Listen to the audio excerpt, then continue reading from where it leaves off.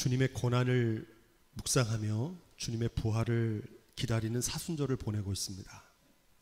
다윗이 겪었던 광야 생활은 다윗의 자손으로 오시는 예수 그리스도의 고난을 미리 보여주는 예표입니다. 오늘 우리가 읽은 이 말씀은 다윗이 광야에서 겪은 한 가지 사건인데, 그 말씀의 결론이 25절에 다윗은 자기 길로 가고 사울은 자기 곳으로 돌아가니라 이렇게 말합니다. 다윗이 간 자기의 길은 광야입니다. 다윗은 다시 광야로 돌아갔고, 사울이 돌아간 자기 곳은 그가 머물고 있는 왕궁입니다. 사울은 다윗에게 참회하면서 내 아들 다윗아 돌아오라, 집으로 돌아오라, 나랑 같이 이제 왕궁으로 돌아가자 이렇게 권면하는데, 다윗은 사울 왕과 함께 왕궁으로 돌아가지 않고 험난한 광야로 다시 돌아갑니다. 오늘 말씀은 다윗이 왜 사울 왕과 함께 편안한 왕궁으로 돌아가지 않고 또다시 험난한 광야로 돌아갔던 이유는 무엇일까? 여기에 오늘 이 말씀이 주는 핵심이 있습니다. 그런 맥락에서 우리 사무엘상 26장 21절을 다시 한번 읽어보도록 하겠습니다. 사울이 가로되 내가 범죄하였도다. 내 아들 다윗아 돌아오라. 내가 오늘 내 생명을 귀중히 여겼은즉 내가 다시는 너를 해하려 하지 아니하리라. 내가 어리석은 일을 하였으니 대단히 잘못되었도다. 사울은 자기의 잘못을 뉘우칩니다. 이 사울의 참회는 처음 하는 것이 아니라 성경을 전체로 읽어보면 세 번째입니다. 사무엘상 19장에 요나단의 권면으로 맹세하되 여호와께서 사시거니와 그가 죽임을 당치 아니하리라 이렇게 결단했지만 또 다윗을 죽이러 갑니다. 엔게디 황무지에서도 사울은 다윗을 이제 죽이지 않겠다고 결심하지만 또다시 다윗을 죽이려 갑니다. 오늘 사울의 참회는 세 번째입니다. 못 믿을 사람입니다. 그래서 22절에 다윗은 돌아오라는 사울의 말을 듣고 다윗은 사람을 시켜서 창만 돌려보낼 뿐 다시 사울에게 돌아가지는 않습니다. 모든 사람은 믿을 만한 대상이 못 됩니다. 변합니다. 사람의 평판과 판단은 오늘 말씀에 나오는 사울처럼 바뀝니다. 어떤 때는 죽일 원수라고 그러고 또 어떤 때는 내 아들아 이렇게 말합니다. 조변석계로 바뀝니다. 사람의 판단과 평판은 부정확합니다. 하지만 하나님의 판단은 한결같고 정확하신 줄로 믿습니다.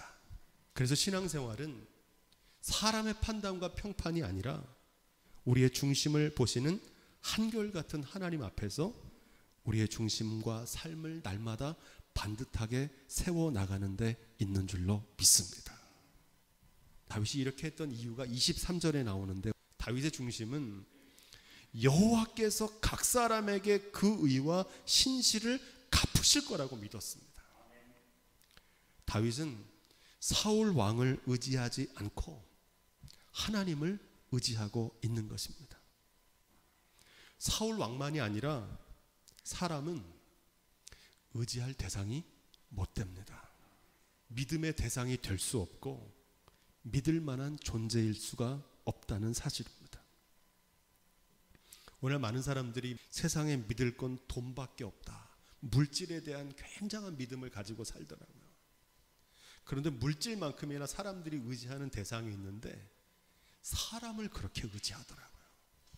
사울 왕처럼 왕의 자리에 있는 사람, 힘 있는 사람, 강한 사람, 그 사람을 의지합니다. 그러나 사람은 의지할 대상이 아니라 사랑하고 긍휼히 여겨야 될 대상인 줄로 믿습니다. 악해서 그런 게 아니라 약한 존재이기 때문에 그렇습니다. 이것을 우리의 신앙에 적용해 보면 신앙생활은 절대 사람 바라보고 의지하면 안 됩니다. 사람을 의지하면 반드시 넘어집니다. 사람 의지하던 사람은 자기가 믿던 사람 넘어질 때 같이 넘어집니다.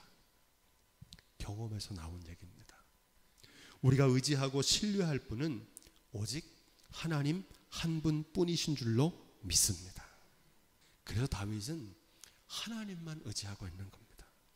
오직 주만이 나의 반석이시고 나의 구원이시고 나의 요새시니 내가 흔들리지 않습니다. 이렇게 고백합니다. 주님이 나의 반석이라고 하는 말은 삶의 기반을 의미합니다. 여러분들의 삶의 기반은 누구입니까? 주님이 여러분들의 반석, 삶의 기반이 되시기를 주님으로 부탁을 드립니다. 계속해서 24절 말씀, 다윗이 이렇게 고백합니다. 우리 함께 읽어보겠습니다.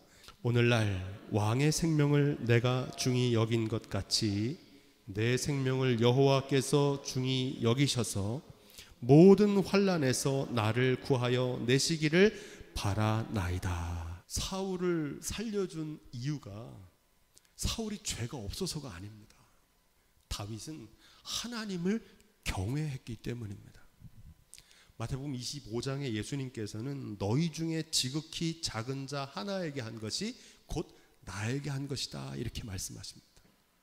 성경은 끊임없이 하나님께서는 우리가 다른 사람에게 행한 대로 그대로 갚아주시고 보응하신다고 끊임없이 강조해서 말씀하고 있습니다. 다윗은 그 하나님의 보응하심을 믿었던 겁니다. 하나님께서는 다윗의 믿음대로 갚아주셨습니다. 이 믿음이 저와 여러분 가운데도 있기를 주님으로 부탁을 드립니다. 다윗이 돌아갔던 광야를 히브리어로 미드바르라고 합니다. 미드바르는 하나님이 계신 지성소와 같은 어근을 사용합니다. 한마디로 광야는 하나님이 임재하시는 곳, 하나님이 계신 곳이라는 뜻입니다. 다윗이 사울에게 돌아가지 않고 다시 광야로 간 이유는 하나님과 함께하는 삶, 하나님이 계시는 곳에서 하나님과 동행하는 삶을 선택한 것입니다. 광야라고 하는 단어 히브리어로 미드바르라고 말씀드렸는데 그 어근은 다바르에서 나옵니다. 이 다바르는 말하다, 말씀하시다는 뜻입니다. 그래서 광야는 하나님이 말씀하시는 곳입니다. 다윗이 광야로 돌아간 이유는 하나님의 말씀을 듣고 하나님의 말씀을 쫓아 살기 위했던 것입니다. 여러분, 미드바르 광야를 통과하는 것이 쉽겠습니까? 어렵겠습니까? 광야는 고난입니다. 다바르, 하나님의 말씀대로 쫓아 사는 것은 광야를 통과하는 것만큼 어렵습니다. 광야는 고생길이고 넓은 길이 아니라 좁은 길입니다. 그래서 그리로 가는 사람이 적습니다. 하나님의 말씀대로 사는 게 어렵고 그 말씀대로 쫓아가는 게 힘들어서 그 길로 가는 사람들이 적습니다. 말씀이 능력이 없어서가 아니고 말씀대로 사는 일이 힘들기 때문에 그 길에서 많은 사람들이 넘어지는 겁니다. 하지만 그 길은 구원의 길이고 생명의 길인 줄로 믿습니다. 여러분, 다윗이 사울의 말을 듣고 다시 왕궁으로 돌아갔다면 다윗은 이제 얼마 안 있으면 또 변심한 사울에 의해서 죽임을 당했을 겁니다.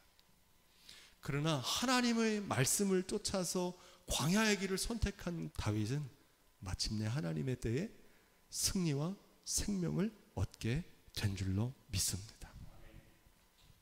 광야는 세 가지 고통과 동시에 세 가지 선물을 줍니다. 광야가 주는 고통은 죽음의 위험과 뼈를 깎는 시련입니다.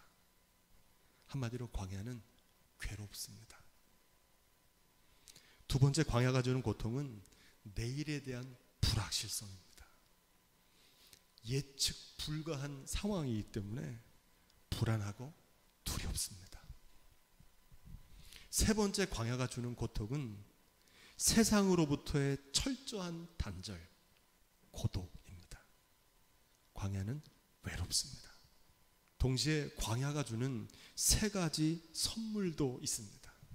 그 첫째는 내가 아무것도 아니라는 존재를 광야를 통해 깨닫게 됩니다. 광야에서 돈이 무슨 소용이 있습니까? 광야에서 사람들의 명예가 무슨 소용이 있고, 내가 갈고 닦은 재능이, 지식이 아무 소용이 없는 것이 광야입니다. 그래서 광야에서는 내가 아무것도 아닌 존재구나, 나의 실존을 정직하게 돌아볼 수 있습니다. 모세가 40년간 왕궁에서 떠나서 미디안 광야에서 양치기로 지내면서 그의 아들을 낳았는데 이름을 게르솜이라고 짓습니다. 그 게르솜이란 이름의 뜻은 내가 광야에서 객이 되었다, 이런 뜻입니다. 내가 전에는 내 삶의 주인공, 대단한 사람인 줄 알았는데 광야에서 40년간 살아보니까 내가 아무것도 아닌 연약한 존재구나.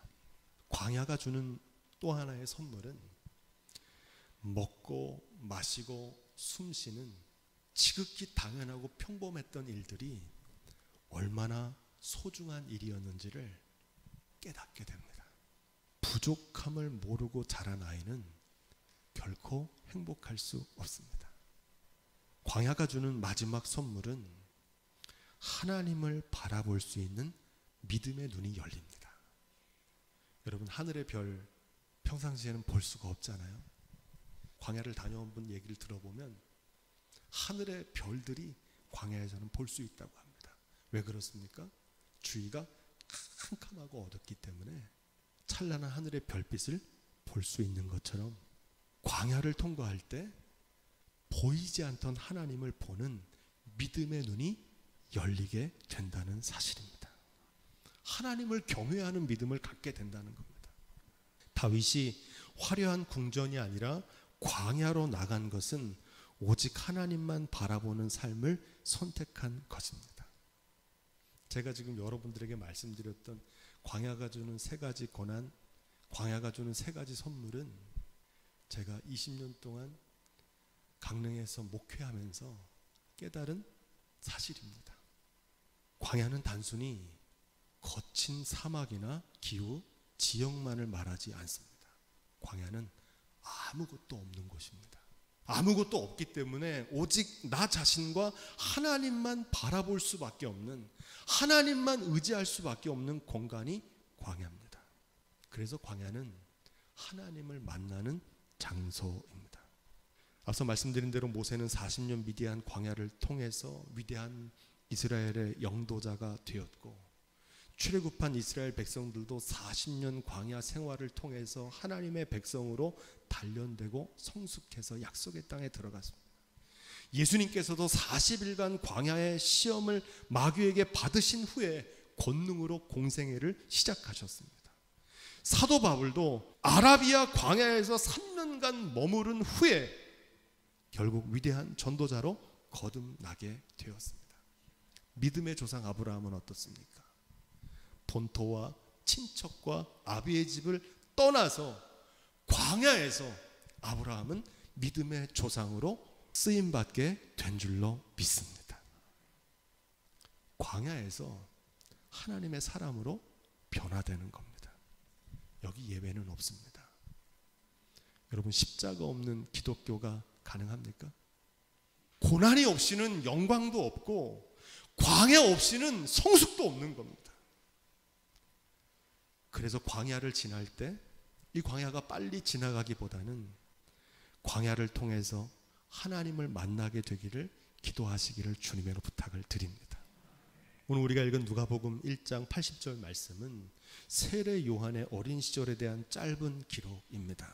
아이가 자라며 심령이 강하여지며 이스라엘에게 나타나는 날까지 빈들에 있느니라. 예나 지금이나 부모님들이 자녀에 대한 관심은 아이들이 신체적으로 잘 성장하고 지식이 늘어나서 좋은 학력을 갖추는 것을 바랍니다.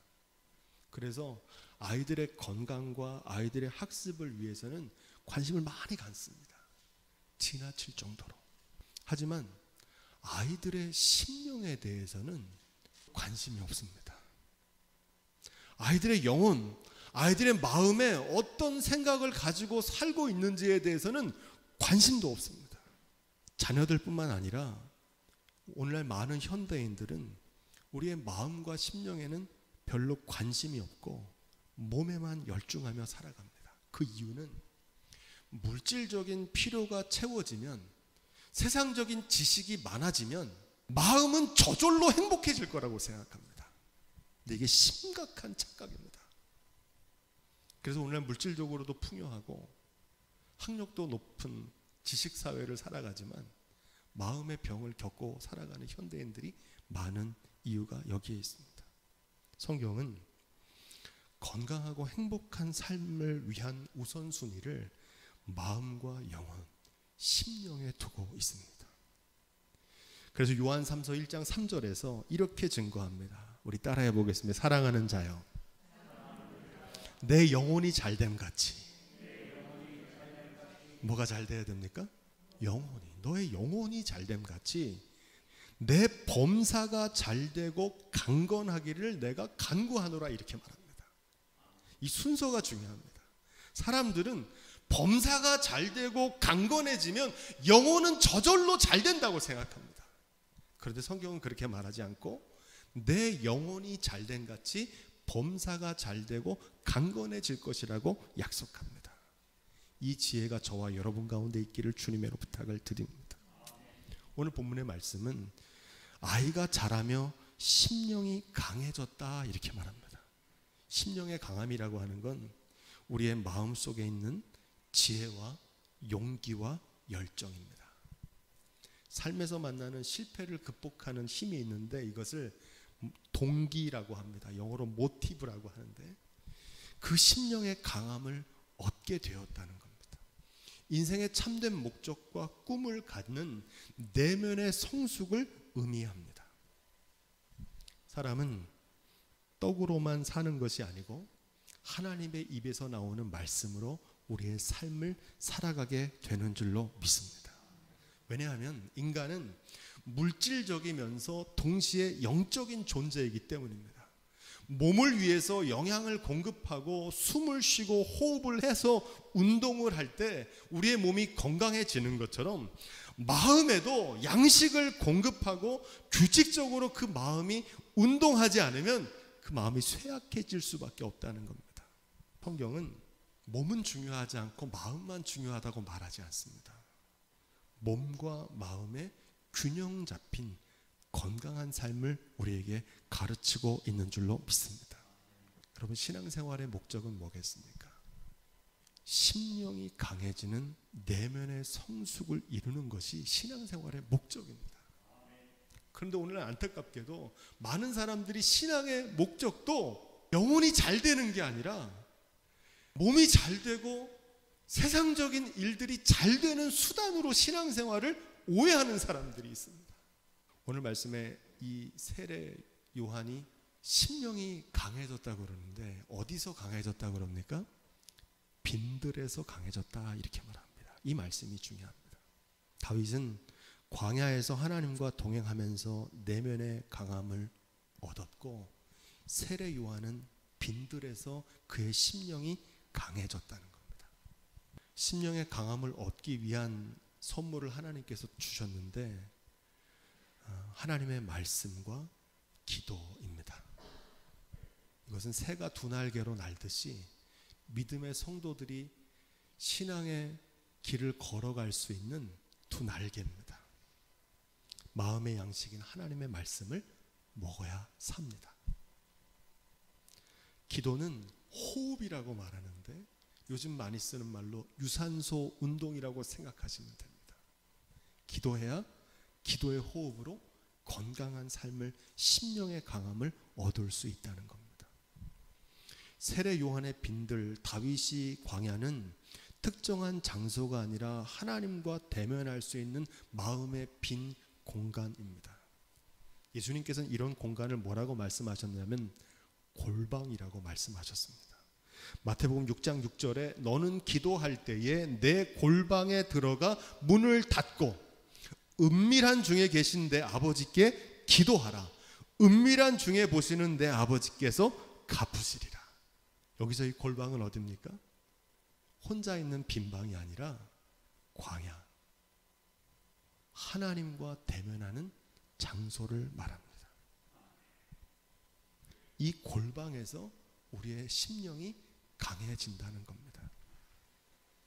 2000년 기독교 역사 속에서 검증된 하나님과 동행하는 가장 좋은 방법은 말씀과 기도입니다.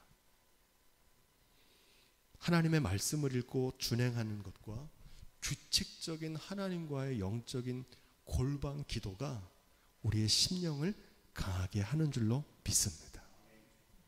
하나님과 동행할 수 있는 다른 방법은 없습니다. 그래서 신앙생활은 말씀 생활이고 신앙생활은 기도 생활이라고 해도 과언이 아닙니다. 여러분들의 신앙의 영적인 상태는 어떻습니까? 쇠약해지고 질병이 오고 무기력하다면 나의 말씀 생활을 점검해 봐야 됩니다. 나의 기도 생활을 점검해 봐야 됩니다. 하나님과 동행하는 삶은 말씀과 기도 외에 다른 길이 없기 때문입니다. 다윗이 하나님의 통치를 회복하고 하나님의 나라를 선포했던 세례 요한을 키워낸 곳은 화려한 왕궁이 아니고 거대한 도시가 아니라 거친 광야와 빈들이었다는 사실입니다. 오늘도 하나님께서는 광야 같은 인생길을 걷는 우리들에게 말씀의 사람, 기도의 사람을 통해서 새 희망과 생명과 구원의 길을 열어 가시는 줄로 믿습니다. 지금 우리는 광야를 통과하고 있습니다. 코로나 시대 비대면 언택트 사회라고 말하지 않습니까? 광야입니다. 사람들을 만날 수도 없고 대면할 수도 없는 겁니다. 사회적인 거리두기, 강제적인 고립을 경험하는 광야를 통과하고 있습니다. 교회력으로는 주님의 고난을 묵상하는 사순절을 보냅니다. 답답하고 무겁고 힘들겠지만 또한 저마다의 삶에서 고난과 고독을 경험하고 이전에 경험하지 못했던 불안과 두려움을 경험하며 살고 계실지도 모릅니다. 오늘 이 광야를 통과하는 저와 여러분들에게 다윗은 권면합니다. 광야는 하나님을 만나는 장소이고 광야에서 다윗과 함께 하셨던 하나님께서 지금도 저와 여러분과 함께 하시는 줄로 믿습니다. 바라기는 우리도 광야로 간 다윗처럼 하나님을 바라보는 삶, 하나님의 말씀대로 준행하는 삶, 그래서 하나님과 동행하는 삶으로 심령의 강함을 얻고 광야 같은 세상을 이겨내는 복된 믿음의 성도들이 다 되시기를 주님의 이름으로 축원드립니다.